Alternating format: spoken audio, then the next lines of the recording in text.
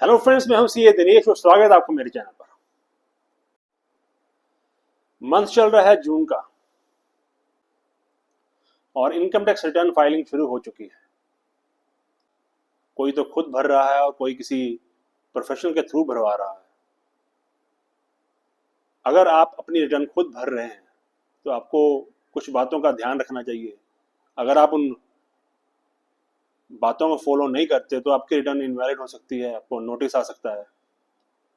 तो इस वीडियो में आज मैं उन्हीं पॉइंट्स को डिस्कस करूंगा, उन्हीं पॉइंट्स को मैं कवर करूंगा जो कि आपको ध्यान रखने चाहिए अपनी रिटर्न फाइलिंग करने से पहले। तो आइए शुरू करते हैं वीडियो।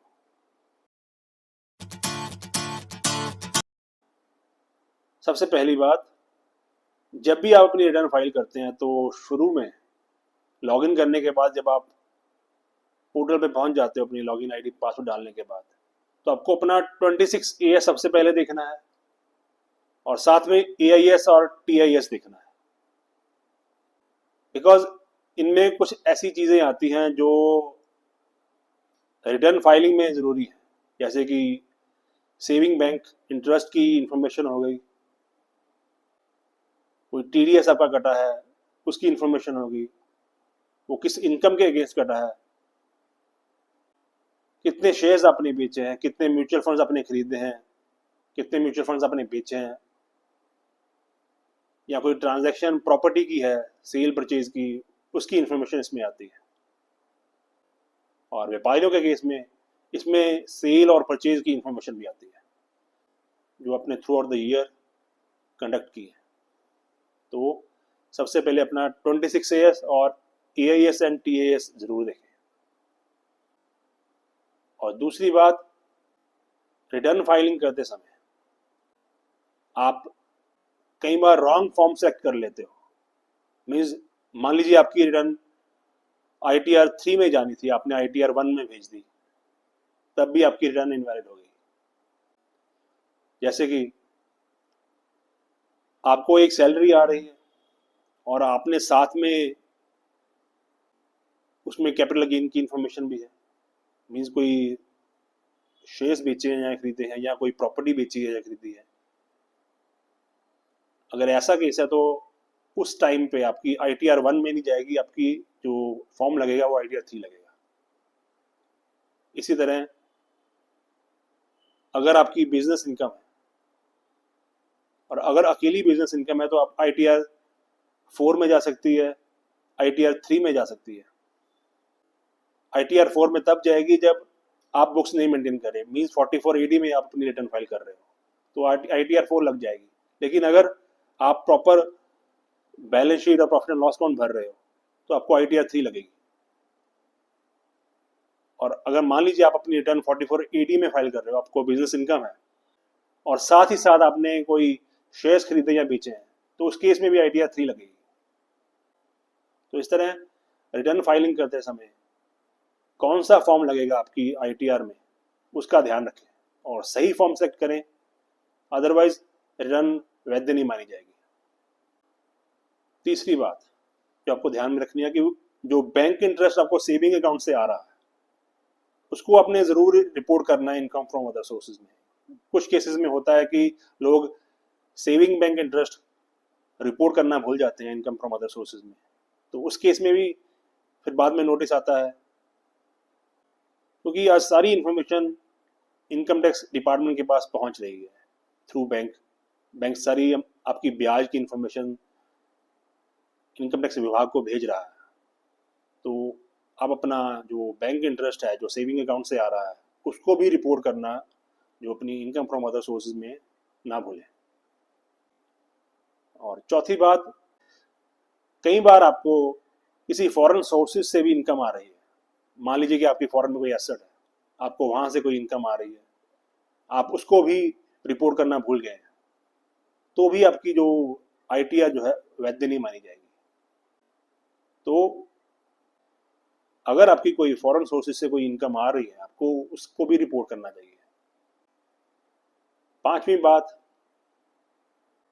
आप किसी माइनर की इनकम को क्लब करना भूल गए, या सास या बहू की इनकम थी उसको क्लब करना भूल गए।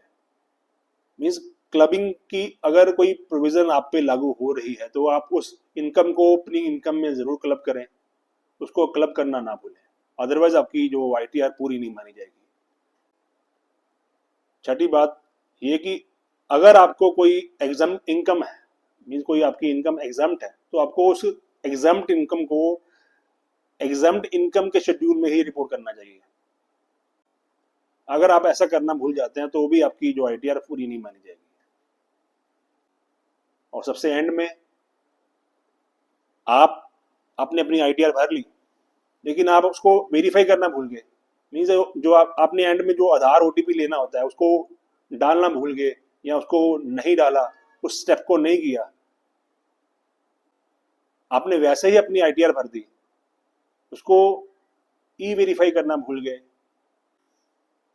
तो भी आपकी ITR जो है वो इनवैलिड मानी जाएगी। तो अपनी ITR को पूरा भरने के बाद वेरीफाई जरूर करें। एक OTP आता है, आधार OTP आपके फोन पे आता है, वो जनरेट करने के बाद उसको आपको डालना होता है अपने, और उसको डालने के बाद आपको वेरीफाई करना होता है। इस स्टेप को करने के बाद ही आपकी ITR जो है पूरी मानी जाती है या वैलिड मानी जाती है।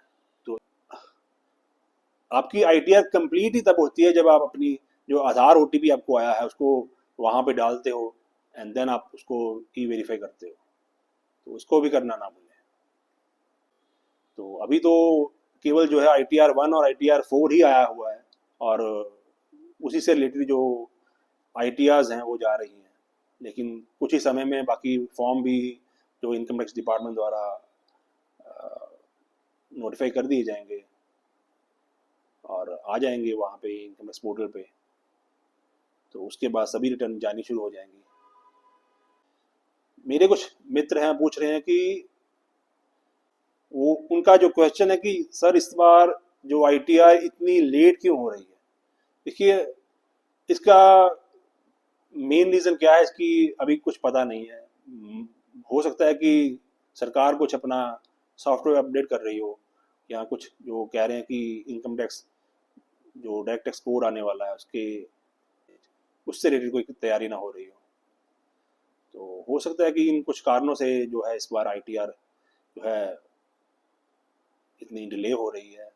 और रिसेंटली इन्होंने जो ITR फाइल करने की जो ड्यू डेट होती है, जो नॉर्मल रिटर्न जो जाती है वो 31 जुलाई तक होती है जानी है, लेकिन अभी उस ड्यू डेट को बढ़ाकर 15 सितंबर कर दिया है। मीन्स 15 सितंबर 2025 तक आप अपनी ITR भर सकते हो बिना किसी फाइन के। अगर आपका कोई क्वेश्चन है, आपकी कोई क्वेरी है, आप मुझे कमेंट बॉक्स में पूछ सकते हो, या मुझे मेल पे या मेरे नंबर पे संपर्क कर सकते हो। तो आई होप करता हूँ कि आपको आज का वीडियो अच्छा लगा होगा। अगर आपको वीडियो अच्छा लगा हो तो वीडियो को लाइक करें और चैनल को सब्सक्राइब जरूर करें। देखिए, चैनल को सब्सक्राइब करोगे तो ही चैनल ग्रो करेगा और हम आपके पास जो नई नई वीडियो लेके आ सकेंगे। देखिए, जब कोई सब्सक्राइब होता है ना तो एक इनकरेजमेंट मिलती है, आप काम कर रहे हो, लेकिन एक आप अगर सब्सक्राइब कर दोगे तो उससे ही हमारा जो मनोबल बढ़ जाता है, नई वीडियो लेके आने के लिए प्रेरित हो जाते हैं, इनकरेज हो जाते हैं। तो आप वीडियो देखने के बाद वीडियो को लाइक और सब्सक्राइब चैनल को जरूर करें, और वीडियो को ज़्यादा से ज़्यादा शेयर करें ताकि नॉलेज सब तक पहुंच सके। तो मिलते हैं नए वीडियो में, तब तक के लिए जय हिंद, जय भारत। Thanks for watching.